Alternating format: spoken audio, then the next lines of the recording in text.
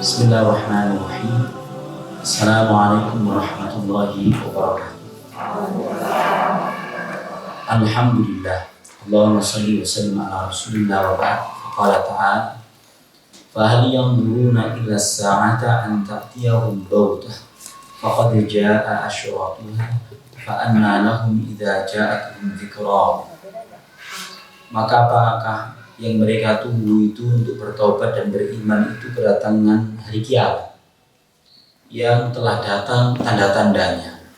Maka apabila tanda-tanda itu sudah datang atau kiamat itu sudah datang, maka tidak bermanfaat lagi keputusan mereka.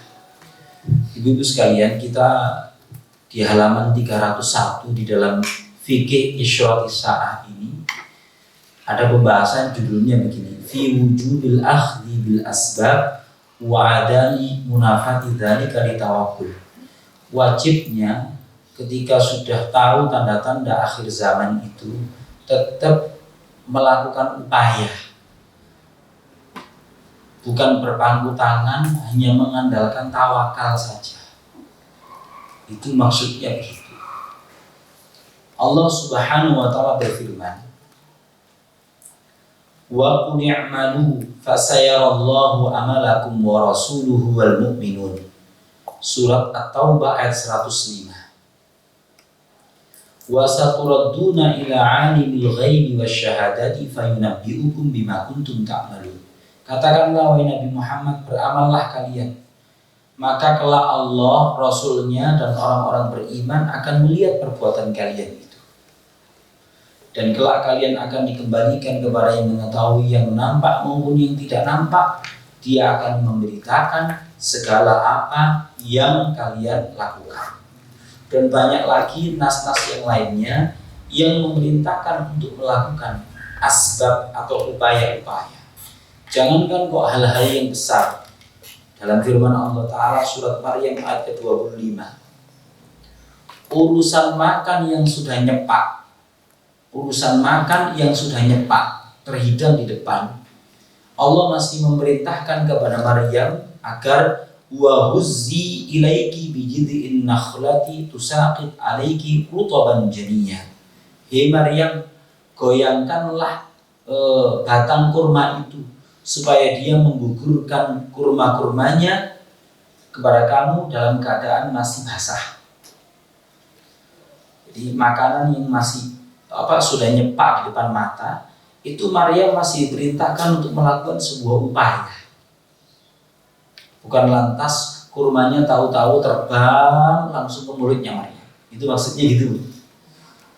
Wajibnya untuk mengambil tindakan-tindakan atau sebab-sebab.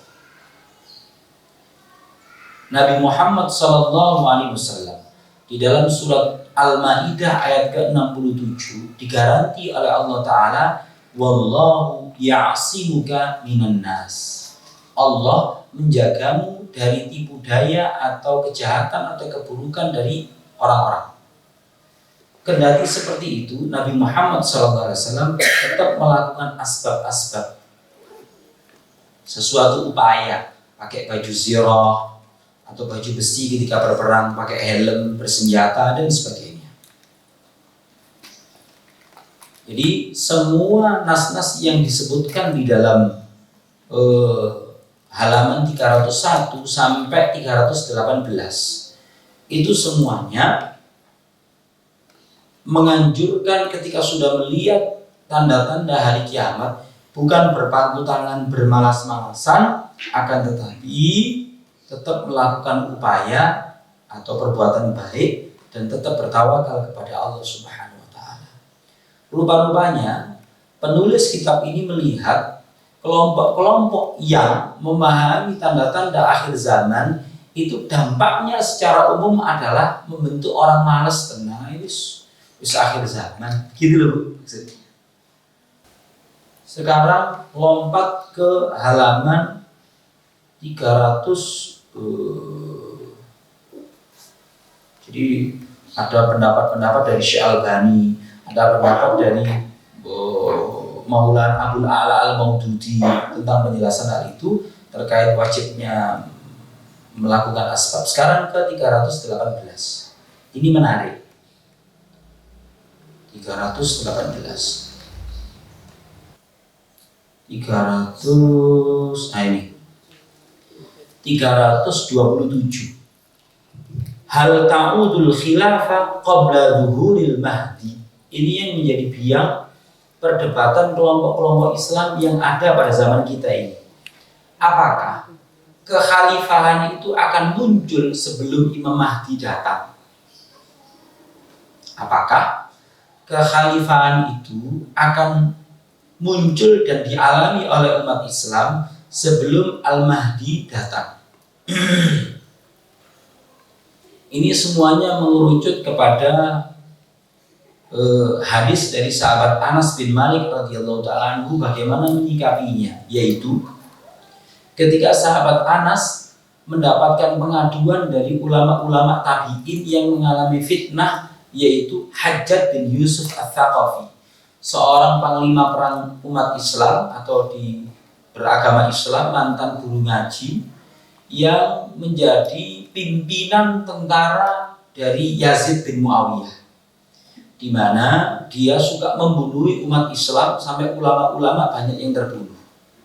Maka ulama-ulama tabi'in pada akhir abad pertama Hijriah itu banyak mendatangi sahabat Anas bin Malik radhiyallahu ta'ala anhu, pembantu rumah tangga Rasulullah SAW, dan satu di antara sahabat yang umurnya dawa. Ya apa iki? Gitu. Maka sahabat Anas bilang begini, Syakauna ilaihi al-Hajjaj. Kami mengadu kepadanya terkait fitnah Hajjaj. Hajjaj itu, kata dia, Hajjaj, saya ini kalau melihat kepalanya orang Islam itu mirip buah siap panen gitu. Itu. Sampai ada pepatah pada waktu tabi'in itu, kalau seandainya seluruh orang Ajam atau non-Arab itu datang dengan penjahat-penjahatnya, sementara orang Arab itu hanya datang dengan Hajjaj bin Yusuf saja, maka niscaya kejahatan Hajjaj ini sudah mengungguli, mengalahkan seluruh kejahatan orang Ajam. Itu saking dahsyatnya pada waktu itu. Nah, apa kata sahabat Anas menukil sabda Rasulullah SAW, isbiru, sabarlah kalian, fa innahu la ya'ti 'alaikum yaumun aw zamanun illa walladhi ba'dahu syarrun minhu. Tidaklah datang satu masa atau satu hari kecuali yang datang sesudahnya itu lebih buruk daripada sebelumnya. Hatta talqaw rabbakum, sampai kalian berjumpa dengan Tuhan kalian. Sami'tuhu min nabiyikum sallallahu alaihi wasallam. Aku mendengar hal itu dari nabi kalian sallallahu alaihi wasallam. Nah, terus bagaimana ini? Maka menyikapi hadis sahabat Anas bin Malik radhiyallahu ta'ala anhu disampaikan pendapat-pendapat yang banyak. Pendapat-pendapat yang banyak. Di antaranya dinukil dari Ibnu Hibban, Imam Ibnu Hibban, disandarkan kepada sahabat Abu Hurairah radhiyallahu ta'ala anhu, sesungguhnya Rasulullah SAW bersabda, "Lau lam yabqa minad dunya illa lailah." Kalau seandainya tidak tersisa dari kehidupan dunia itu kecuali hanya semalam saja, lamalikun fiha rajulun min ahli baitin Nabi sallallahu alaihi wasallam. Niscaya akan berpuasa di hari itu seorang laki-laki dari antara keluarga Nabi sallallahu alaihi wasallam, yaitu Al-Mahdi tadi itu. Sehingga pembahasan di sini itu mengerucut kepada kapan Al-Mahdi datang. Disampaikan pendapat Ibnu Hajar di dalam Fathul Bari beliau, itu pembahasannya banyak banget, termasuk Sya'al-Bani. Di sini dikatakan begini, beliau menukil begini, sataqumu bi'idnillahi khilafatun ala minhajin nubuwah qabla zuhuril mahdi. Kata Sya'al-Bani menukil sebuah hadis, kelak akan tegak dengan izin Allah kekhalifahan yang berdasarkan manhaj kenabian sebelum datangnya Al-Mahdi. Aw alal aqal satanhadul ummah nahdatan syamilah. Sungguh umat ini akan bangkit dengan kebangkitan yang sempurna. Wala yabqa illa zuhuril qaid, dan tidak tersisa kecuali hanya sebentar lagi menunggu komandannya sopo. Ibu-ibu, setelah ini akan disampaikan nas-nas yang pada zaman kita ini kita sudah mengalami semuanya. Di mana Nabi Muhammad SAW bersabda begini, hampir-hampir tiba saatnya sebentar lagi bahwa sebutir gandum saja itu akan terhalang untuk negeri Irak. Embargo untuk negeri Irak sudah berlangsung atau tidak? Yang menyebabkan sekitar 500.000 orang lebih atau jutaan orang itu mengungsi, kemudian sebagian besar sebagiannya meninggal karena kelaparan. Itu karena tidak diberitakan saja. Kemudian banyak lagi nas-nas yang lainnya yang berbicara tentang peperangan di negeri Syam. Gimana? Itu terjadi atau tidak? Sudah terjadi. Pada era buku ini ditulis, dinukil pendapatnya ulama ini, boleh jadi peristiwa itu belum terjadi. Tapi pada zaman kita ini sudah terjadi semuanya. Kira-kira fase itu semakin dekat atau tidak? Demikian menurut itu yang dijelaskan di dalam beberapa bab ke depan. Halaman ke-339 itu ada satu pembahasan begini. La budda min audatil khilafatir rasyidah wasti'adatil qudsi qabla dhuhuril mahdi. Tidak bisa tidak. Akan ada sebuah fenomena yaitu kembalinya kekhalifahan atas dasar kenabian atau yang mendapatkan petunjuk, dan kembalinya Al-Quds atau Yerusalem yang sekarang ini dalam penguasaan siapa? Ayo, yang mau berkunjung ke Al-Quds itu visanya pakai visa Palestina atau visa Israel? Qabla dhuhuril mahdi, sebelum munculnya Al-Mahdi itu akan kembali. Tadi pagi saya ditanya begini, Ustaz, itu negeri yang diberkahi itu katanya Syam sama Palestina, mengacu kepada surat Al-Isra ayat 1. Subhanalladzi asra bi 'abdihi lailan minal masjidil harami ilal masjidil aqsa alladzi barakna haulahu. Maha suci dia yang memperjalankan hambanya pada waktu malam dari Masjidil Haram ke Masjidil Aqsa yang diberkahi sekelilingnya. Itu kok gak leren-leren terang, jadi diberkahi. Maka saya jawab, yang dimaksud diberkahi itu para mufassir bilang di situ diutus para nabi dan munculnya para nabi-nabi besar. Lantas bukan yang dimaksud adalah di situ sepi dari medan jihad atau peperangan. Kalau Anda kepingin tahu jawabannya mengenai hal ini adalah ayat keempat surat Muhammad. Hati saya ketika terjadi pembantaian rakyat Palestina juga harus protes dengan Allah Ta'ala, ibu. Saya, apalagi dalam sekali pengeboman kadang-kadang 3.500 orang, 5.000 orang itu meninggal di Gaza misalnya. Kita yang sama-sama muslim lah pegel, ya Gusti Allah iki haru. Wong ahli tahajud, awal akeh ngapal Quran, ahli sholat malam ya berdoa, wis kepepet kok enggak ditulung-tulung. Jawabannya dalam surat Muhammad itu. Dzalika walau yasha'u lan tasama minhum walakin liyabluwa ba'dahum bi ba'd walladzina qutilu fi sabilillah fala yudhilla a'malahum. Kalau Allah menghendaki, begitu mudahnya Allah memenangkan dan menolong kalian atas mereka. Tapi Allah berkehendak menguji sebagian kalian dengan sebagian yang lain, dan orang yang terbunuh di dalam perjuangan sekali-kali Allah tidak akan menyia-nyiakan amal mereka. Ibu-ibu sekalian, jadi janji tentang Al-Quds itu bakal kembali ke haribaan umat Islam itu bakal terrealisasi. Cuman kapan? Saya juga tidak tahu. Terus mekanismenya kayak apa? Saya juga tidak tahu. Tapi yang jelas itu diberitakan. Dan itu sebelum terjadinya Al-Mahdi itu muncul. Ada lagi yang menjadi pembicaraan para ulama yang berbicara tentang fikih akhir zaman, yaitu sebuah hadis Rasulullah SAW. Mathalu ummati mathalul matar, perumpamaan umatku itu seperti hujan. La yudra akhiruhu khairun am awaluhu. Tidak diketahui mana yang kualitasnya lebih baik, apakah yang paling akhir atau yang paling awal. Apa maksud dari sini? Dipahami oleh para ulama bahwa kualitas umat Nabi Muhammad SAW di dalam intensitas pengorbanan di jalan Allah antara yang awal sama yang akhir itu tidak tahu. Dan ini mana yang lebih baik?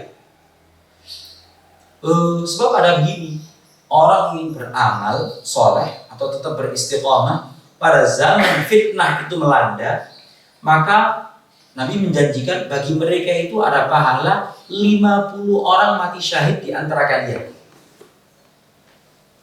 Nabi bersabda begitu. Ya Rasulullah, para sahabat bertanya, apakah kalian itu maksudnya di antara mereka atau di antara kami? Bahkan di antara kalian. Maksudnya di antara para sahabat. Artinya membuka peluang bahwa perjuangan di hari depan untuk umat Islam itu membuka peluang pahala amal sampai-sampai pahala itu bisa mengumpul 50 orang yang syahid di antara sahabat Rasulullah SAW. Hadis ini Bu, kalau Anda ngetik di YouTube, ketik aja yang membicarakan Syekh Imran Hussein. Syekh Imran Hussein, beliau memang lagi fokus untuk pengembangan ilmu eskatologi. Ilmu eskatologi itu ilmu akhir zaman. Hadis ini beliau sebutkan berulang-ulang. Kesimpulannya adalah masih terbuka peluang perjuangan di hari-hari depan ini untuk umat Islam. Lah kita ini apakah generasi transisi? Maksudnya generasi transisi itu begini. Kita tidak menangi fenomena itu, tapi kita ditugaskan oleh Allah Ta'ala untuk mempersiapkan generasi itu. Bisa dipahami Bu? Jadi saya tidak tahu apakah kita ini generasi perantara. Ya mungkin peluangnya di situ. Kalau saya lihat itu kayaknya begitu gitu loh. Menangnya bonda. Bahkan banyak yang meramal 2022 inilah itu nanti Pak, ya ini ramalan. Ramalan yang berdasarkan perkiraan. Karena melihat suhu panasnya di Asia Tengah sama di ya pertikaian antara NATO dengan dengan Rusia. Anda mengamati atau tidak? Ibu-ibu mengamati atau tidak? Itu panasnya itu kalau kanker stadium 4. Jadi Putin itu kalau seandainya mau tinggal satu pencet itu separuh dunia itu hancur. Karena dia memiliki 6.000 hulu ledak nuklir. Yang satu hulu ledak itu satu saja itu bisa menghancurkan New York dan sekitarnya. Gitu. Dan ini semakin lama semakin panas. Saya kebetulan mengikuti panasnya Ukraina. Dan itu akan menjadi pemicu WW3. Ya, W3. Perang Dunia Ketiga yang disebut sebagai malhamah itu dalam bahasa hadis Rasulullah SAW. Tapi betapapun setelah itu masih ada kejadian yang banyak. Yang berikutnya saya bacakan di sini. La tazalu ta'ifatun min ummati dhahirina 'alal haqqi la yadurruhum man khadalahum hatta ya'tiya amrullahi wa hum kadzalik. Senantiasa akan ada di antara umatku itu orang yang menyuarakan atau memperjuangkan kebenaran. Tidak membahayakan mereka, orang yang menghinakan mereka pun juga orang yang mencaci maki mereka. Sampai datang keputusan Allah dan mereka dalam keadaan semacam itu. Silakan tengok firman Allah Ta'ala di dalam surat At-Taubah ayat yang ke-33. Imam Syafi'i mengomentari ayat itu begini. Bunyi ayatnya begini Bu. Walladzi arsala rasulahu bil huda wa dinil haqqi liyudhhirahu 'alad dini kulli walau karihal musyrikun. Dialah Allah yang telah mengutus Rasulnya dengan membawa agama yang hak dan petunjuk. Membawa petunjuk dan agama yang hak. Untuk apa? Liyudhhirahu, untuk dimenangkan. Ada yang menerjemahkan untuk dinampakkan. Ada yang menerjemahkan untuk diunggulkan. Ala dini kulli, atas seluruh aturan yang ada, atas seluruh agama yang ada, walau karihal musyrikun, meskipun orang-orang musyrik itu tidak suka.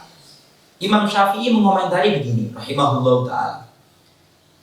La yudhiranallahu dinahu alal adyan. Kelak Allah akan memenangkan atau menampakkan atau mengunggulkan agama ini atas seluruh agama-agama yang ada. Hatta la yudanallahu illa bih. Sampai Allah tidak disembah kecuali dengan cara agama itu. Maksudnya Islam. Wa dzalika mata sya'allahu ta'ala. Dan yang demikian itu adalah di waktu yang Allah saja yang menghendaki. Ada cerita pada zaman Nabi SAW.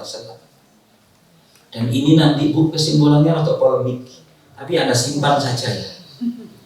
Yaitu kunna inda Abdullah bin Amr bin Al-As radhiyallahu ta'ala anhuma.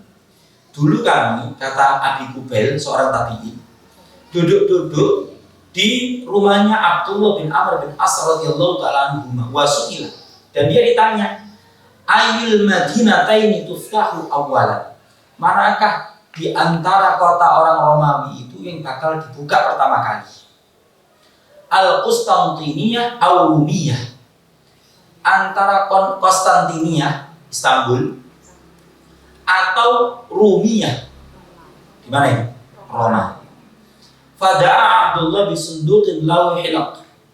Fa'akhraja minhu kitaban. Maka Abdullah minta diambilkan satu kotak yang di situ ada sebuah buku. Faqala Abdullah, bainama nahnu haula Rasulillah sallallahu alaihi wasallam naktub. Ketika kami di sekitar Rasulullah dan waktu itu kami mencatat, Bu, sahabat Rasulullah yang memiliki kemampuan menulis itu cuma sedikit. Salah satunya Abdullah bin Amr bin As radhiyallahu ta'ala anhu. Idh su'ila, ketika itu beliau ditanya, ayul madinatayn tuftahu awalan, Konstantinia aw Rumiyah? Faqala Rasulullah sallallahu alaihi wasallam, Madinatu Herakl tuftahu awal. Kerajaannya Heraklius lah yang bakal dibuka kali pertama. Konstantinopel sekarang. Ibu sekalian, kalau sekarang ini pertanyaannya krusial, kira-kira itu sudah dibuka atau tidak? Konstantinia ini sudah dibuka oleh umat Islam atau tidak? Sudah. Lah, saya dulu juga berpendapat seperti itu. Saya dulu setelah melakukan pengkajian itu ternyata begini. Setelah terjadi Malhamah itu baru terjadi pembukaan Konstantinia. Nah, sementara Malhamahnya belum terjadi. Itu urutannya itu begitu. Sehingga yang mengambil pendapat yang itu tadi menganggap bahwa Konstantin yang sekarang ini yang dikuasai Turki sekarang itu belum dibuka sepenuhnya oleh umat Islam karena belum terjadi Malhamah. Oke. Kemudian yang kedua, adapun yang berpendapat yang lain, maka berarti Sultan Muhammad Al-Fatih lah yang merealisasikan di sini. Nah, Anda mau ikut yang mana itu silahkan. Oleh karena itu mengemukakan pendapat semacam ini, itu saya buka dua-duanya, Anda silakan pilih. Oke. Ini mirip sing kaya milih mata uang ini sing tempo hari. Bahwasanya Rasulullah bilang solusi menghidup akhir zaman itu ya di dalam surat Al-Kahfi.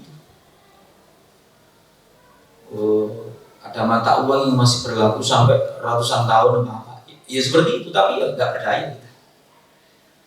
Oke, bagi yang punya pendapat yang pertama tadi itu, maka kamuflase di dalam sejarah terjadi pemalsuan dalam 600-500 tahun ini. Itulah kenapa penamaan kota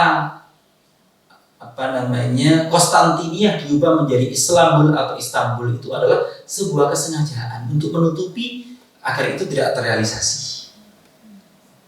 Yang pakai pendapat yang pertama tadi itu. Oke, itu kita rata-rata jadi penonton sejarah kalau begini. Sekarang riwayat sahabat Hudzaifah radhiyallahu ta'ala anhu, di mana Rasulullah sallallahu alaihi wasallam bersabda begini. Takun nubuwatu fikum masyaallahu an takun. Kalian akan hidup pada fase kenabian di dalam rentang waktu yang terserah Allah berapa lamanya. Tsumma yarfa'uhallahu idza syaa yarfa'ah. Kemudian terserah Allah atau kehendak Allah kapan mencabut keadaan itu. Tsumma takunu khilafatan ala minhajin nubuwah. Kemudian akan ada fase yang namanya kekhalifahan atas dasar kenabian. Fatakunu masya'allahu an takun, dan itu sesuai dengan rentang waktu yang Allah kehendaki. Tsumma yarfa'ullahu idza syaa. Kemudian Allah mengangkatnya sesuai dengan apa yang Allah kehendaki. Ini para ulama bilang itu hanya terjadi 30 tahun setelah Rasulullah wafat. Abu Bakar berapa tahun? 2 tahun setengah atau 3 tahun setengah, sekitar itu. Umar sekitar 11 tahun, Utsman sekitar gini, Ali sekitar sini. Kalau diakumulasi jumlahnya 30 tahun. Tsumma takunu mulkan 'adhan. Kemudian akan terjadi raja-raja atau kerajaan yang 'adhan. 'Adhan itu menggigit dengan geraham. Itu zaman dinasti Umayyah, Abbasiyah, begitu. Fatakunu masya'allahu an takun, dan itu terjadi dalam rentang waktu yang Allah kehendaki. Tsumma yarfa'uhallahu idza syaa yarfa'. Kemudian Allah mencabut fase itu. Tsumma takunu mulkan jabariyyan. Kemudian akan terjadi penguasa diktator. Ibu-ibu, banyak para ulama mengindikasi pada zaman kita inilah yang hidup mulkan jabariyah, pemerintahan atau kerajaan yang diktator. Fatakunu masya'allahu an takun, dan itu terjadi sampai dalam rentang waktu yang Allah kehendaki. Tsumma yarfa'ullahu idza syaa yarfa'. Terserah Allah kapan menyambutnya. Tsumma takunu khilafatan ala minhajin nubuwah. Kemudian setelah itu akan terjadi kekhalifahan atas dasar manhaj kenabian. Tsumma sakata. Kemudian Nabi diam. Maka ibu sekalian, menyikapi begini ini itu polemiknya juga banyak. Nah, langsung saja keadaan kemakmuran yang didapati oleh umat Islam pada rentang waktu yang terakhir tadi itu dikatakan oleh Rasulullah SAW dalam sebuah sabda beliau, yakunu fi akhiri ummati, nanti akan ada di akhir kehidupan umatku itu khalifatan, penguasa, yahsal mala hassan, yang kalau memberikan harta kepada rakyatnya itu ngerawon dulu. Sekali itu nggak, wala ya'uddu addan, nggak dihitung sama sekali. Begitu. Nah, itu keadaan yang bakal dialami oleh umat Islam. Khilafah Rashidah qabla al-Mahdi, kekhalifahan yang berdasarkan petunjuk sebelum kedatangan Imam Mahdi. Itu yang kalau fase itu wallahu a'lam kita menangi atau tidak. Ibu sekalian, halaman-halaman berikutnya itu membicarakan tentang itu, tapi belum saya baca, jadi saya nggak bisa menjelaskan sampai halaman 346 sudah, itu dulu. Sebentar, saya tutup dengan sebuah hadis dari sahabat Mu'adz bin Jabal radhiyallahu ta'ala. Siapa sahabat Mu'adz bin Jabal? Salah satu ulama muda pada zaman sahabat, dikirim oleh Rasulullah SAW untuk berdakwah ke negeri Yaman. Nabi SAW bersabda begini, ini berat. Umranu Baitul Maqdis kharabu Yathrib. Fase kemakmuran yang bakal terjadi di Baitul Maqdis itu akan menjadi penanda bahwa kota Madinah itu akan hancur. Wa kharabu Yathrib khurujul malhamah, dan kehancuran kota Madinah itu akan ditandai dengan terjadinya malhamah. Malhamah dalam terminologi Kristen Armageddon. Wa khurujul malhamah, ini hadisnya. Dan ketika sudah terjadi malhamah atau perang besar itu, Fathu Konstantinia, akan terbuka Konstantinia. Wa fathul Konstantinia, dan dibukanya Konstantinia atau apa? Istanbul sekarang, khurujud Dajjal, akan muncul Dajjal. Itu urutannya Ibu. Itu urutannya. Kemudian sahabat Hudzaifah yang merupakan tempat Rasulullah SAW mempercayakan kerahasiaan kepada beliau itu menyebutkan begini. Inna hadza lahaqqun kama annaka hahuna au kama annaka qaidu. Sesungguhnya hal-hal yang aku sebutkan tadi itu adalah pasti benar terjadi. Sebagaimana kalian berada di situ dan sebagaimana kalian berada di situ. Nabi bilang seperti itu. Sudah, itu aja. Mau ada dimenangi atau tidak ya? Hah? Lagi ini Ibu, Nabi SAW, ini semuanya hadisnya sahih semua. Walladzi nafsi biyadihi, demi zat yang jiwaku di dalam genggaman kekuasaannya, sabda Rasulullah. La yushikanna ayyanzila fikum ibnu Maryam hakaman adlan. Hampir-hampir tiba saatnya akan turun di antara kalian itu Isa putra Maryam sebagai hakim yang adil. Fayuk salus salib, dia akan menghancurkan salib. Wayuk tatalul khinzir, dan akan membunuh anjing. Wayadul jizyah, dan menghapuskan pajak. Wayufidul mal hatta la yaqbalu ahad, dan akan membanjir harta itu sampai orang-orang pada tidak mau menerima harta lagi. Hatta takunu sajdah al-wahidah khairan minad dunya wa ma fiha. Sampai juga sujud sekali itu lebih bernilai daripada dunia dan seisinya. Kemudian Nabi SAW Abu Hurairah, kemudian sahabat Abu Hurairah itu membaca firman Allah Subhanahu wa taala surat An-Nisa ayat 159. Ini silakan dibuka. Yang membawa terjemahan tepat silakan dibuka. Surat An-Nisa ayat 159. Sekaligus saya ingin menjelaskan bedanya terjemahan depak dengan terjemahan tafsiriyah. Sudah Ibu-ibu? Saya bacakan ayatnya.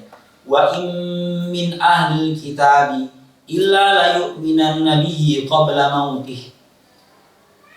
Dan sungguh tidak ada seorang pun di antara ahli kitab kecuali sungguh betul dia akan beriman kepadanya sebelum kematiannya. Nya yang pertama menunjuk kemana, nya yang kedua menunjuk kemana. Salah nggak kayak nyai, itu salah total.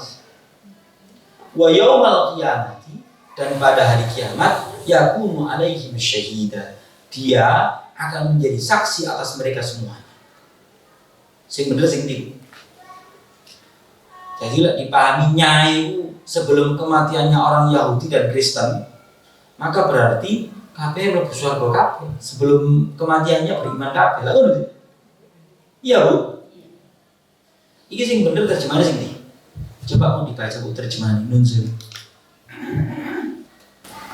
Tidak ada seorang pun di antara ahli kitab yang tidak beriman kepadanya dalam kurung lisan menjelang kematiannya. Dan pada hari kiamat dia, huruf Isa, akan menjadi saksi mereka.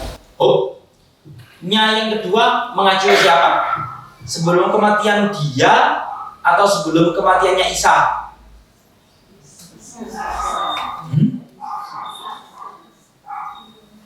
Jadi mengacu kepada itu. Oke ya, saya terjemahkan ya. Dan tidak ada satupun dari ahli kitab kecuali akan beriman kepada Isa sebelum kematiannya Isa sebenarnya. Mengacu kepada riwayat dalam Sahih Bukhari bahwasannya Nabi Isa itu akan turun memberikan keputusan seperti yang disebutkan Rasul dalam hadis tadi itu. Kemudian baru orang-orang ahli kitab itu sadar, iya ya, tiba-tiba dia itu Nabi, kudu anak Tuhan. Itu lebih maksudnya. Itu kalau terjemahan tafsiriyah yang dulu dicetak sama Pak Lutfi. Dulu Bu Lutfi. yang ada cetakan besar sama cetakan merah, ada dua buku itu.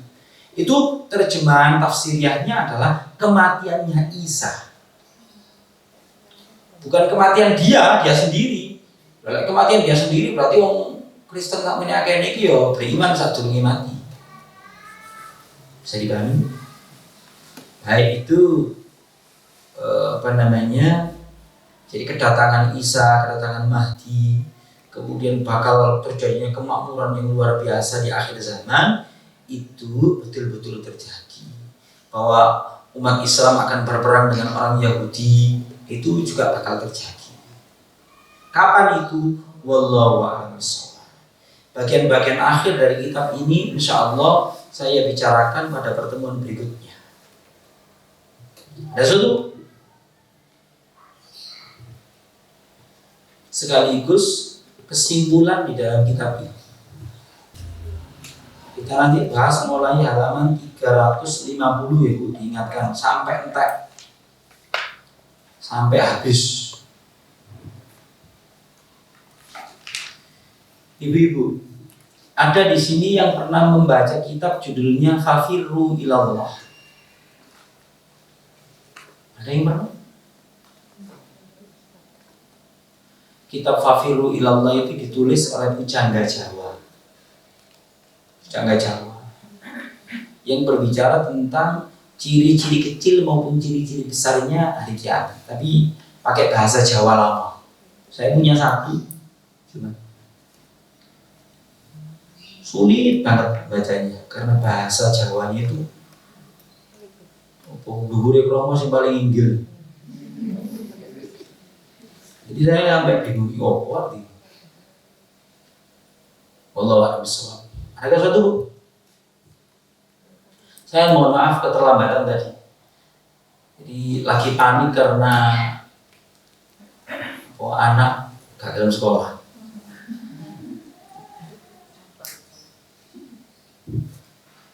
Sing loro budal, sing siji ada budal.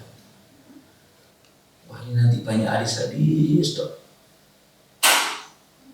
Baik, kalau tidak ada, kita tutup ya Bu ya. Kita tutup dengan doa kafaratul majlis. Subhanakallahumma wa bihamdika, asyhadu an la ilaha illa anta, astaghfiruka wa atubu ilaik. Assalamualaikum warahmatullahi wabarakatuh.